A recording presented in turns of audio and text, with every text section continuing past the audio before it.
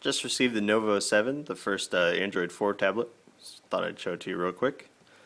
Inside this box was just one more box, and the Novo 7 standing right here. Nice picture of the ice cream Android on there. And it also came with this letter from them that said, this is one of the first ice cream sandwich tablets out there, and we're going to be doing lots of software improvements, so we'll be sending those later on. So I suppose that's to be expected.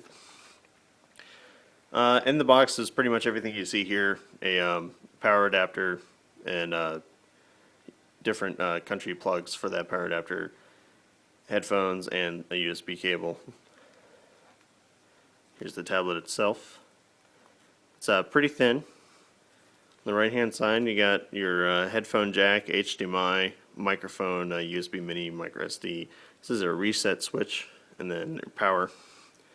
On the top side you've got a rocker switch and the power button. The back you got a 2 megapixel camera and your speaker down there. It's empty on the other sides. And then on the face here you've got the front facing camera.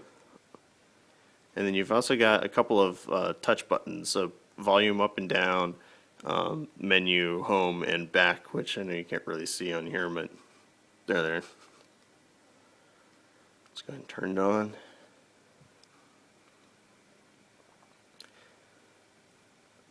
So one fun thing is, seems like there's quite a bit of Chinese left over in the interface, including their startup logo here, which I understand.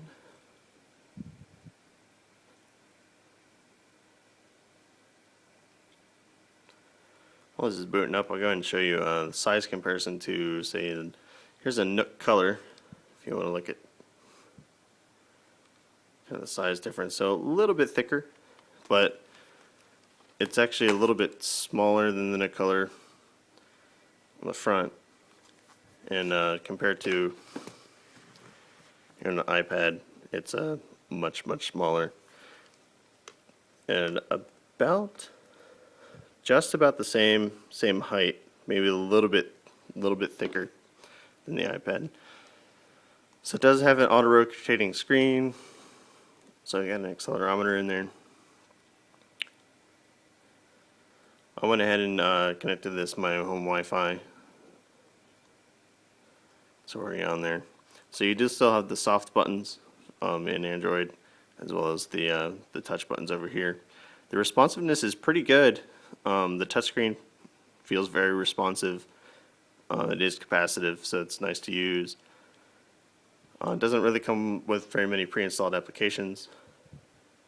That's not bad. It does have the marketplace on here, but I need to sync up my account first. So go ahead and launch the browser.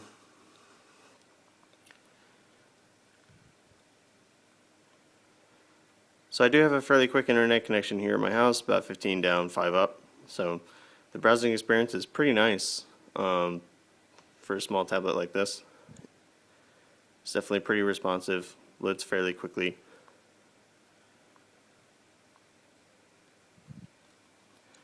Last time I tried to launch a YouTube video, it crashed the device, so I'll try that in a little bit.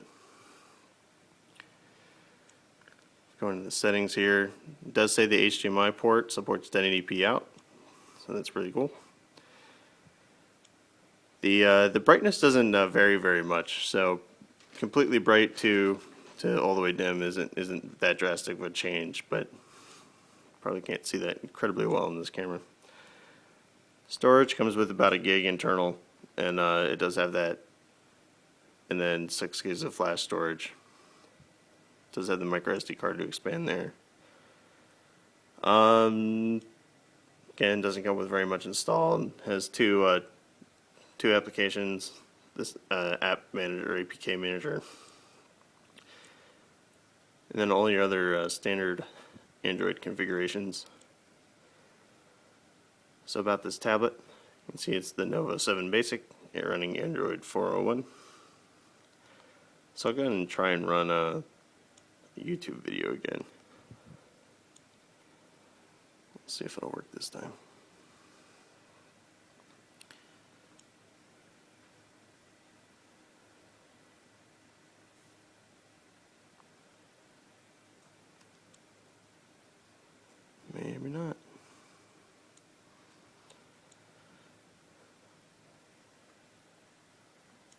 Alright, seems like YouTube isn't working yet.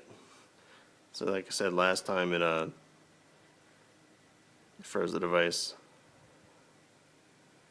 Oh, maybe I froze it.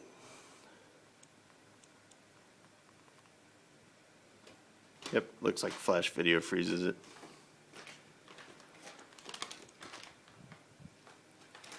So that's a basic first look at it. Overall seems extremely responsive. I know they've got some software updates they gotta do, which in their fairness they did send out the letter. So anyways, thanks. So a couple more things. Camera, it's my foot. This is supposed to be the 2 megapixel camera on the background. You can't really see it, but the picture is pretty grainy. May just be that it's pretty dark in this room, but i4 seems to not be having any problems. And then it does, of course, have the front-facing camera as well. As you can see, there's my iPhone taking the video here, which is also pretty grainy. I'll post some of the pictures that I took from here up on the internet. Other than that, it also came preloaded with a couple of videos, so I can show something that's not Flash. They all came in Chinese. So picture quality looks really good. Sound's not horrible, especially for the speaker, small speaker in the back.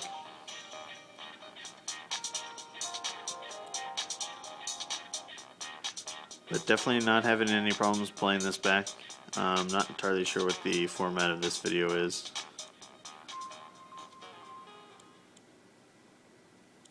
Let's see what else we got in here.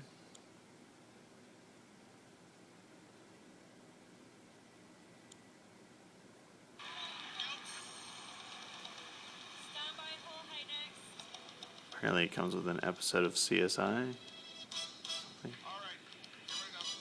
Oh, no. But anyways, picture quality is excellent. Looks very, very good. Probably does not do it justice on the iPhone here. And, I'm not entirely sure why this video came with this, but alright.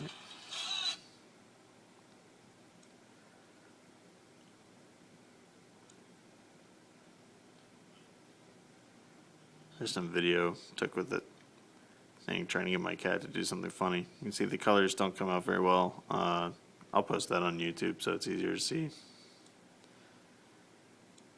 And those are the 2 videos we just looked at. So video playback very good. I haven't hooked it up to my TV yet to see if it plays in full HDMI. I'm sure it does. Couple other things. I did find there was one application running in the background that I wasn't too sure about, so I went ahead and disabled it. So I'll have to take a look at that.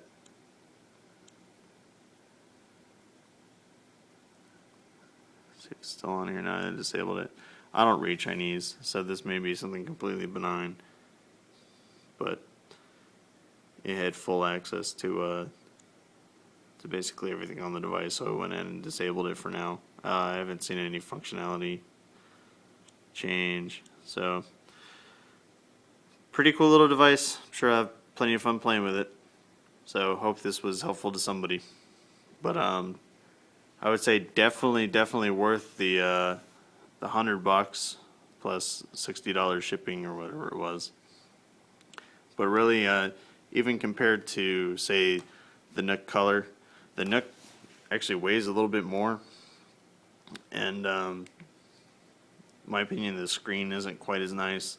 The battery life definitely, well, I haven't been able to use it so far, but battery life is one of the things that really disappointed me about the Nook Color. So $250 device versus basically $150, but you can get it much cheaper now from US-based places with much cheaper shipping as well. So their shipping was incredibly fast, by the way. I'll have to say that's one of the nice things is I had one of their customer service people email me directly once I ordered the device and said they were having the first run of the devices, so it would be a 2-week delay till they would ship it, which I understand. And once it shipped, it was here in maybe 5 days, and that was over Christmas. So they didn't throw away or take all your shipping money. They used it, so that was good.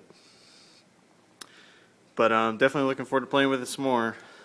I think it probably will end up replacing my Nook Color, which really I bought the Nook Color for doing Android development, which it's just a little bit slow for me. So this feels a lot nicer. Again, hope it helps somebody.